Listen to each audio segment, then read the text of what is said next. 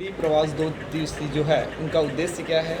मुंगेली का प्रवास अकेले मुंगेली का नहीं है, बिलह भी आया हूँ। उसके पहले पूरे बिलासपुर लोकसभा क्षेत्र के जितने विधानसभा हैं उन विधानसभा में एक एक दिन एक रात रह के अलग अलग कार्य योजना के अनुसार पूरे प्रदेश में अभियान चल रहा है। सारे वरिष्ठ नेता 8-8 विधानसभा कहीं 9 विधानसभा में जा रहे हैं।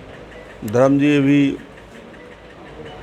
रायपुर में रहे, रायपुर लोकसभा के पूरे कार्यक्रम किए। मैं आज 5वें विधानसभा में आज यहाँ पे बिल्हा आया हूँ। तो ये पूरा अभियान प्रदेश भर में चल रहा है। हम कार्यकर्ताओं की बैठक लेते हैं, समाज के प्रमुख लोगों के साथ बैठते हैं, उनके विचार स्पष्ट रूप से जानने का प्रयास करते हैं, हितग्राहियों के घर में जाते हैं, उनसे मुलाकात करते हैं। ऐसे हितग्राही जिनका 2 किस्त मिल गया है, 3 किस्त मिल गया है, 1 किस्त बाकी है, या जिनका वेटिंग में था उनका नाम काट दिया गया है, उनको भी अलग से बात करके उनका एप्लीकेशन ले रहे हैं। मोर आवास मोर अधिकार इस योजना के तहत भी हितग्राहियों के साथ चर्चा बातचीत करने का अवसर मिलता है।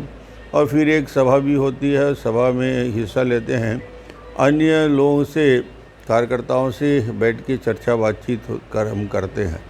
कुल अलग अलग विधानसभा में हम कहाँ पे खड़े हैं और सरकार की योजनाओं के बारे में, ख़ास तौर से 15 साल की जो उपलब्धि हुई है उन उपलब्धियों के बारे में चर्चा करते हैं। मोदी जी की 8 साल की उपलब्धियों की चर्चा करते हैं और उसके साथ ही साथ भूपेश की असफलता और जिस प्रकार करप्शन और भ्रष्टाचार फैला हुआ है।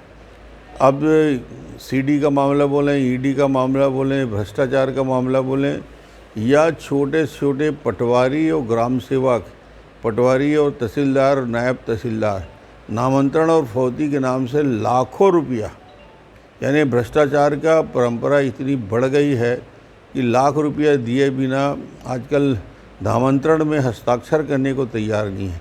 तो नीचे से ऊपर तक करप्शन चल रहा है। सरकार असफल रही है, प्रधानमंत्री आवास बनाने में सरकार असफल रही है, जल जीवन मिशन बनाने में सरकार असफल रही है, वृद्धावस्था पेंशन, विकलांग पेंशन, निराश्रित पेंशन सरकार असफल रही है।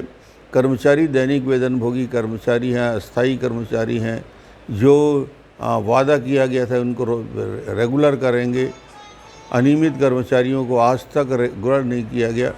ऐसे बहुत सारे विषय जो आज छत्तीसगढ़ में इन्होंने 36 जन घोषणा पत्र में वादा किया था, वो चाहे शराबबंदी का हो, चाहे बेरोजगारी भत्तों को रोज़गार देने का हो, इन विषय को जनता के बीच ले जाने का प्रयास कर रहे हैं। क्योंकि 4 साल की यात्रा पूरी हो चुकी है, अब अंतिम 1 साल में जनता के बीच व्यापक रूप से जाने का पूरा प्रदेश भर में अभियान चल रहा है। मोदी का घोषणा और वादा तो बड़े बड़े किए, दस्तखत कराए, शराबबंदी, पूर्ण शराबबंदी की बात की। अब तो घर पहुंच सेवा शुरू हो गया भाई, एक एक घर में दारू पहुंचाने का काम हो रहा है। कहाँ शराबबंदी की बात है?